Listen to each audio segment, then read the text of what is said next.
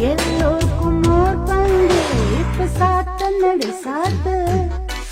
குளிர் காத்து காப்பாத்து கைய கோத்து இடம் பார்த்து கொடி